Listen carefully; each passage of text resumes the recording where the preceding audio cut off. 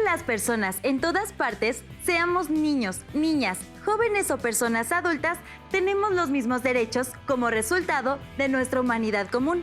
Estos derechos resultan de distintas convenciones y tratados, y es importante conocerlos, respetarlos y exigir su cumplimiento.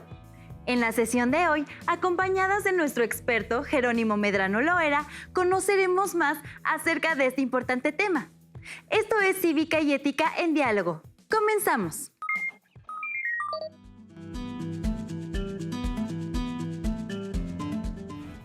Para dar inicio a este tema, creo que es importante comenzar por preguntarle ¿qué son los derechos humanos? Los derechos humanos son normas que reconocen y protegen la dignidad de todos los seres humanos. Estos derechos rigen la manera en que los individuos viven en sociedad y se relacionan entre sí, al igual que sus relaciones con el Estado y las obligaciones del Estado hacia ellos. Los derechos humanos son derechos inherentes a todos los seres humanos, sin distinción alguna de nacionalidad, lugar de residencia, sexo, origen nacional o étnico, color, religión, lengua o cualquier otra condición. Todos tenemos los mismos derechos humanos, sin discriminación alguna. Estos derechos son universales, indivisibles y están interrelacionados, que son los tres principios que los rigen. Universales, indivisibles y están interrelacionados. ¿Qué significan estas tres palabras? ¿Podría explicárnoslo? Por supuesto. Son los tres principios elementales que rigen los derechos humanos y que nos ayudan a comprender mejor su importancia en nuestras sociedades. Comencemos por el principio de universalidad. Los derechos humanos son universales e inalienables. En todas partes del mundo, todas las personas tienen derecho a ellos. Nadie puede renunciar voluntariamente a sus derechos y nadie puede arrebatárselos a otra persona. Luego está el principio de indivisibilidad. Los derechos humanos son indivisibles, ya sean civiles, políticos, económicos, sociales o culturales, son inherentes a la dignidad de todas las personas. Por consiguiente, todos comparten la misma condición como derechos. No hay derechos pequeños. En los derechos humanos no existen jerarquías. Finalmente tenemos el principio de interdependencia e interrelación. El cumplimiento de un derecho a menudo depende total o parcialmente del cumplimiento de otros derechos. Por ejemplo, el ejercicio efectivo del derecho a la salud puede depender del ejercicio efectivo del derecho a la educación o a la información. Por ello, el cumplimiento de estos derechos se encuentra relacionado e íntimamente conectado. También, la privación de un derecho afecta a otros. Es importante añadir, además, que existen otras características de los derechos humanos que marca la ONU, tales como igualdad y no discriminación. Todas las personas son iguales como seres humanos y en virtud de su dignidad intrínseca.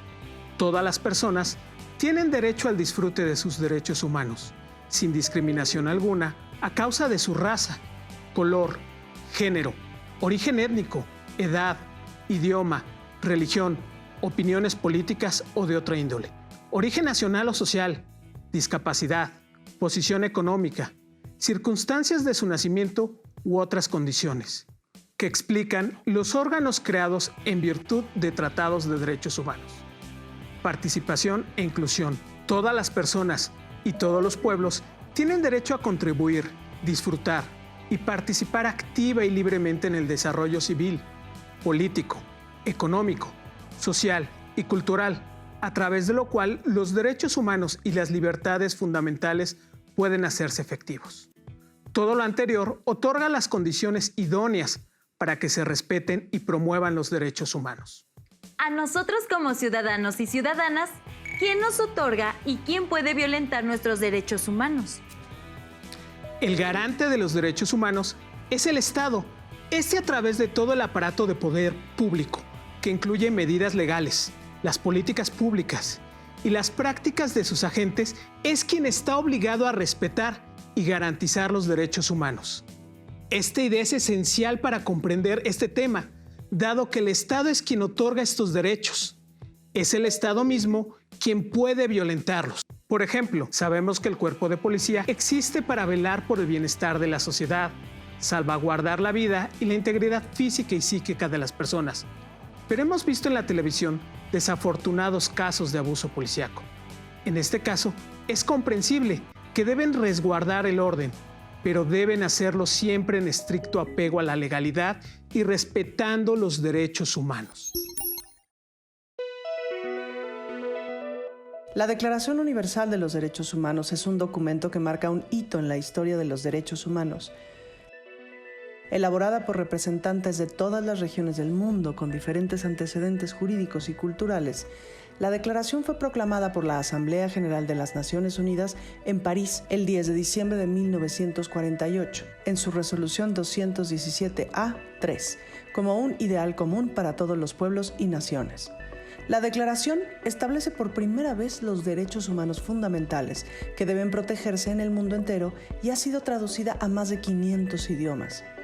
Los instrumentos del Marco Internacional de Derechos Humanos son la Declaración Universal de los Derechos Humanos y sus tratados fundamentales de derechos humanos, que son la Convención Internacional sobre la Eliminación de todas las formas de discriminación racial, el Pacto Internacional de Derechos Civiles y Políticos, el Pacto Internacional de Derechos Económicos, Sociales y Culturales, la Convención contra la Tortura y otros tratos o penas crueles, inhumanos o degradantes, la Convención sobre los Derechos del Niño y la Niña, la Convención Internacional sobre la Protección de los Derechos de todos los trabajadores y trabajadoras migratorios y de sus familiares, la Convención Internacional para la Protección de todas las personas contra las desapariciones forzadas, la Convención sobre los Derechos de las Personas con Discapacidad, el Pacto Internacional de Derechos Económicos, Sociales y Culturales, el Pacto Internacional de Derechos Civiles y Políticos y la Convención sobre la Eliminación de todas las formas de discriminación contra la mujer.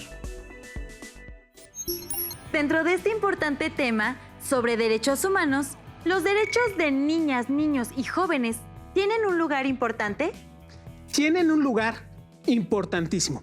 Las niñas y los niños y los y las jóvenes tienen los mismos derechos humanos generales que las y los adultos, y también derechos específicos derivados de sus necesidades especiales.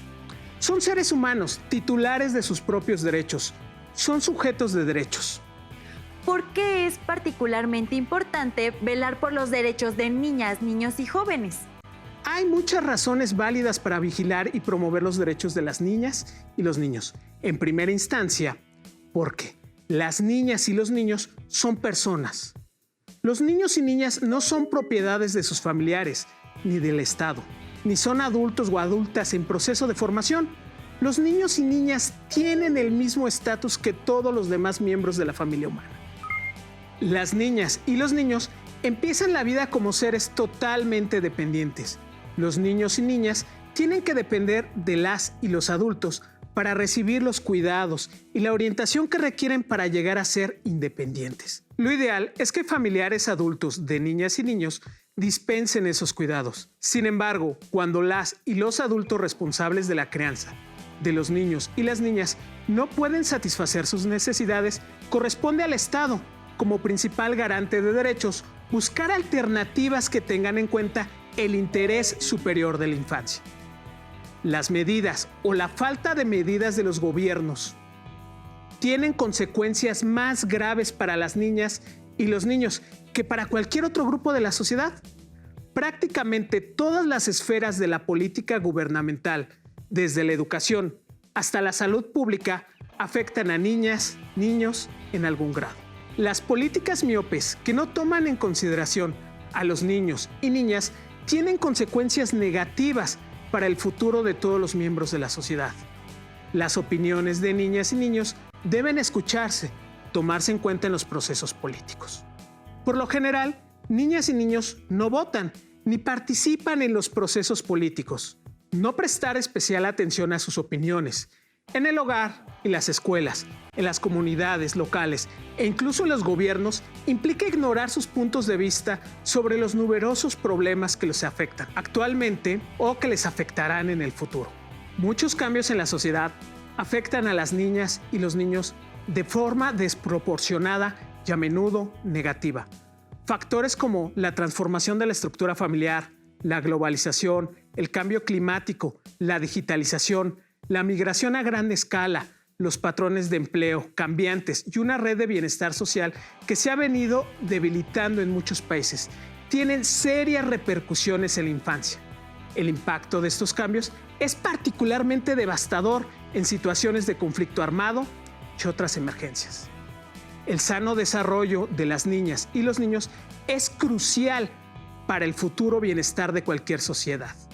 Debido a que están en proceso de desarrollo, niñas y niños son particularmente vulnerables, más que las y los adultos, a las malas condiciones de vida, como la pobreza, la deficiente atención de la salud, la mala nutrición, la falta de agua potable, la vivienda de baja calidad y la contaminación ambiental. Las enfermedades, la desnutrición y la pobreza amenazan el futuro de las y los niños, y por lo tanto el futuro de las sociedades en las que viven. Fallar a niños y niños tiene un costo inmenso para la sociedad. Las investigaciones sociales indican que las experiencias tempranas influyen considerablemente en su futuro desarrollo. El curso de su desarrollo determina su contribución o el costo a la sociedad a lo largo de sus vidas. Intervenciones y políticas enfocadas en la infancia son más efectivas y menos costosas. ¿En qué consiste la protección a la infancia que ratificaron varios países en el mundo? Veamos y escuchemos la siguiente información. Los derechos humanos son de todas las personas. Sin embargo, a los niños no se les consideró durante mucho tiempo sujetos de derecho. Eran a los padres a quienes se dirigían las leyes y quienes hablaban por los niños. Es hasta 1959 que las Naciones Unidas reconocen 10 derechos de los niños y adolescentes. 30 años después, en 1989, la Convención sobre los Derechos de los Niños de la ONU obliga a respetar, proteger y garantizar el ejercicio de los derechos civiles y políticos, económicos, sociales y culturales de todas las personas menores de 18 años. México ratifica este acuerdo y es hasta el año 2000 que se modifica el artículo 4 constitucional en el que se reconocen los derechos de los niños. Con esta reforma, se publica la Ley para la Protección de los Derechos de las Niñas, Niños y Adolescentes, que fue derogada para dar pie a la Ley General de los Derechos de Niñas, Niños y Adolescentes, que los reconoce como personas responsables de decidir y opinar lo que consideran mejor para ellos. Como parte de la ley, se crea el Sistema Nacional de Protección de los Derechos de Niñas, Niños y Adolescentes, que coordina las políticas públicas federales, estatales y municipales para ayudar a garantizar sus derechos. ¿Cuáles son las principales violaciones que se dan a los derechos humanos, tanto de ciudadanos adultos y adultas como de niñas, niños y adolescentes? Gracias. Algunos de los ejemplos más claros se presentan cuando ocurren los crímenes de lesa humanidad, como los genocidios o los crímenes de guerra, en los que se violenta el derecho a la vida, el desalojo forzoso de personas de sus hogares, donde se está violentando su derecho a una vivienda adecuada, la contaminación del agua, por ejemplo, con desechos de instalaciones de propiedad del Estado, donde se atenta contra el derecho a la salud. En cuanto a los derechos de las niñas, niños y jóvenes, tenemos números muy altos de desatención a sus derechos. Por ejemplo, la alimentación infantil en el mundo es un problema grave. En el mundo, cerca de 250 millones de niñas y niños están en riesgo de no alcanzar su óptimo desarrollo debido a situaciones de pobreza, violencia o porque simplemente las y los adultos que les cuidan no tienen las condiciones necesarias para sobrevivir. Una baja estatura para la edad representa la principal forma de desnutrición en el mundo y cerca de 155 millones de niñas y niños están en esta situación. La anemia por carencia de hierro, un elemento clave para el óptimo desarrollo físico y neurológico de niñas y niños, afecta casi al 42% de niñas y niños en el mundo. Sin embargo, esta condición no solo está relacionada con la pobreza, también con malas prácticas de nutrición. Los efectos de esta mala alimentación van desde el retraso en el crecimiento, como bajo peso para la estatura, bajas defensas, trastornos de aprendizaje, pérdida de masa muscular, hasta anemia e incluso la muerte. En México, casi el 15% de niñas y niños tienen baja talla. Sin embargo, este valor puede llegar hasta un 25% en zonas indígenas o con pobreza. Como pueden ver, el camino para garantizar el total cumplimiento de los derechos humanos, así como los derechos de las niñas y los niños, es muy largo. Nos falta mucho por hacer. Desafortunadamente, esto no es el único problema que enfrenta la infancia. Otro caso es que 6 de cada 10 niñas y niños en México son disciplinados de manera violenta.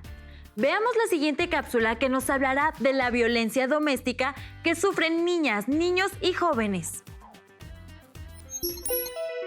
La violencia en el hogar es generalmente ejercida por una persona cercana al niño o niña que convive directamente con él o ella y que está encargada de su protección y cuidado. Una persona en la que el niño o niña debería depositar confianza y afecto. Los actos de violencia cotidiana que pueden sufrir estas criaturas son de naturaleza distinta, aunque generalmente hay una combinación entre dos principales tipos de violencia. Violencia física, maltrato físico de todo tipo, incluido el abuso sexual. Violencia emocional, humillación, insultos, amenazas, rechazo, abandono y marginación del niño o de la niña del círculo familiar. Se supone que el círculo familiar es el ámbito más seguro para el niño o la niña, donde recibe protección y cariño y donde aprende a protegerse del mundo exterior. Sin embargo, la violencia en el hogar es un fenómeno común en todo el mundo, aunque muy poco visible. De hecho, solo 16 países en el mundo tienen leyes que prohíben el castigo físico en el hogar. Algunos tipos de violencia son específicos del círculo familiar, como los actos de violencia vinculados con prácticas tradicionales o cuando los niños y niñas viven en un contexto de violencia de género, lo que los convierte en víctimas de la misma. Entre 133 y 275 millones de niños y niñas de todo el mundo son víctimas de la violencia doméstica cada año. Las niñas son un caso particularmente vulnerable. Ellas se enfrentan prácticas como el matrimonio forzoso, el embarazo infantil o la mutilación genital femenina, todas situaciones que ponen en riesgo su salud y su vida. Estas violaciones van en contra del artículo 19 de la Convención de los Derechos del Niño y la Niña, que dice: los Estados partes adoptarán todas las medidas legislativas, administrativas, sociales y educativas apropiadas para proteger al niño y a la niña contra toda forma de perjuicio o abuso físico o mental, descuido o trato negligente, malos tratos o explotación, incluido el abuso sexual, mientras el niño se encuentre bajo la custodia de los padres, de un representante legal o de cualquier otra persona que lo tenga a su cargo. Proteger el bienestar físico y emocional de niñas, niños y jóvenes debe ser una tarea prioritaria para todos los estados. Ahora que ya sabemos cuáles son los derechos humanos y su importancia, ¿podría decirnos qué acciones podemos realizar si sospechamos que nuestros derechos humanos han sido violentados? Con mucho gusto.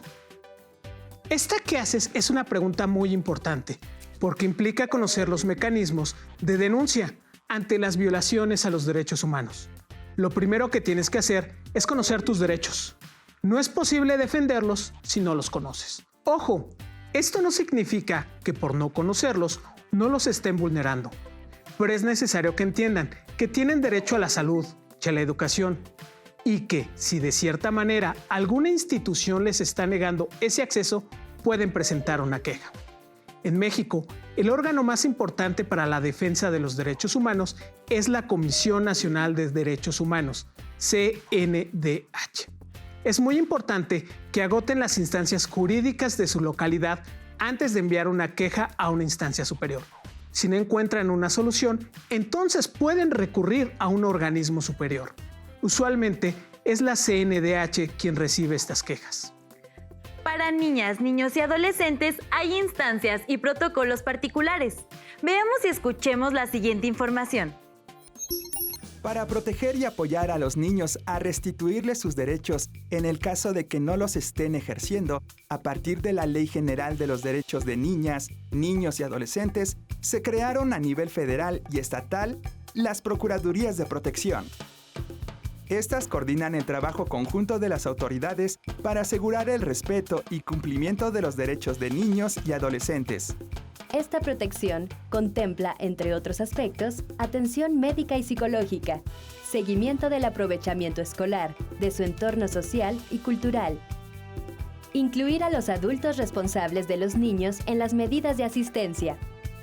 Mediar en conflictos familiares donde los derechos de los niños se vean vulnerados, siempre y cuando estos conflictos no sean de violencia. Denunciar ante el Ministerio Público presuntos delitos contra niños y adolescentes y solicitar medidas urgentes de protección en caso de que peligre la vida del menor. Las Procuradurías de Protección tienen la función de representar jurídicamente a los niños y adolescentes, especialmente cuando hay un conflicto de intereses con los padres o con cualquier persona adulta. Por su parte, en los tribunales en materia familiar, se dirimen los conflictos familiares, teniendo siempre presente las leyes a nivel federal y estatal y los instrumentos internacionales para considerar. El interés superior de los niños. Las niñas y niños como sujetos de derecho, y los derechos de los menores por encima de cualquier otro interés. ¿Cuál es el deber de las familias y los estados para lograr garantizar el cumplimiento de los derechos de niñas, niños y jóvenes? Este puede ser un tema medular. La primera acción a considerar es ser promotores y promotoras de los derechos humanos de las niñas y de los niños. Esto significa conocerlos una o uno mismo, darlos a conocer, respetarlos, vigilar que las y los demás lo respeten y cuando se violan, denunciar dichas acciones. En la familia tenemos que platicar de estos derechos, saber cómo se ejercen, platicar cuando se violan nuestros derechos y por qué está ocurriendo. Finalmente, el Estado tiene la obligación de promover, respetar y realizar todas las acciones necesarias para que se cumplan los derechos y evitar que estos se violen por acciones u omisiones específicas de las políticas públicas. Como revisamos, los derechos de las y los niños dentro del marco de los derechos humanos son esenciales para garantizar el bienestar de todos los miembros de una sociedad. Esto nos lleva directamente a resaltar la importancia de promover el respeto a estos derechos. Podemos ahora preguntar a nuestro especialista: ¿cómo logramos una cultura de respeto hacia los derechos humanos? El respeto hacia los derechos humanos de cada persona es un deber de todas y todos. Todas las autoridades, en el ámbito de sus competencias, tienen la obligación de promover, respetar, proteger y garantizar los derechos humanos consignados en favor del individuo. Lo primero que debemos hacer es informar y educar acerca de los derechos humanos. Para informar y educar, hay que sensibilizar a la opinión acerca de los derechos humanos e impartir conocimientos al respecto. La protección de los derechos humanos depende de que las personas conozcan los derechos, de que disfrutan y los mecanismos que existen para hacer respetar esos derechos. Además, se les debe señalar las responsabilidades que tienen con respecto a sus semejantes. En resumen, informarnos, conocerlos, tener la intención de desempeñarlos cabalmente. Esas son las tareas que nos quedan pendientes para lograr su cumplimiento pleno. A lo largo de la sesión, revisamos qué son los derechos humanos, cuáles son y qué instancias nacionales e internacionales velan por ellos. Vivimos también la importancia de defender los derechos de niñas, niños y jóvenes y conocimos qué hacer en caso de que se vean vulnerados nuestros derechos. Lo más importante es comprender que debemos respetar los derechos humanos, porque son el camino para realizar los proyectos de nuestras vidas de forma libre, pacífica, solidaria y feliz, al desarrollarnos como miembros de una sociedad en la vida familiar y cultural. La defensa de los derechos humanos nos convierte en protagonistas y vigilantes de los mismos. Es una acción colectiva y un compromiso de transformación social.